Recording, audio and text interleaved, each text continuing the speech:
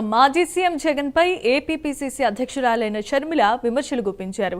AP రాజధాని అమరావతికి జగన్ పేరుతో, మావిగన్ పేరుతో సరే, పులివెందులకు అవినాష్ పేరుతో అవిగొడ్డలి అని పెట్టాల్సిందిగా ఎద్దేవా చేశారు ఆమె.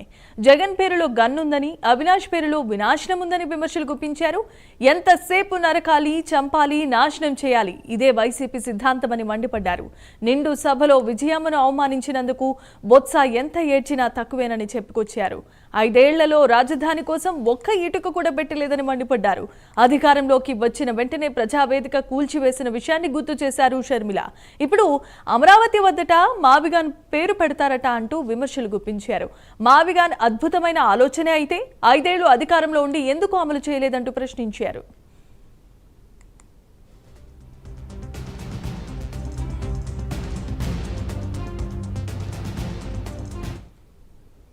అమరావతిపై కాంగ్రెస్ వైఖరి ఇప్పటికే స్పష్టంగా చెప్పాం, పార్లమెంటులోనూ మద్దతిచ్చామని చెప్పారు. అమరావతి కట్టడం కేంద్రం యొక్క బాధ్యతని, విభజన హామీలు నెరవేర్చాల్సిందిగా కోరారు. ఇక అమరావతికి పూర్తి మద్దతు ఇస్తున్నట్లుగా వెల్లడించారు షర్మిల. జగన్ బీజేపీకి దత్తపుత్రుడని, ఆయన మోదీతో అక్రమ పొత్తు పెట్టుకున్నారని ఆరోపణలు గుప్పించారు. వీళ్ళు అలా చేశారు కాబట్టే అందరూ అలాగే ఉంటారని అనుకోవటం పొరపాటని, మేం వైఎస్ఆర్ ఐడియాలజీకి నిజమైన వారసులమని గుర్తు చేశారు. వైఎస్ఆర్ పేరు వాడుకునే హక్కు ఎవరికీ లేదన్నారు.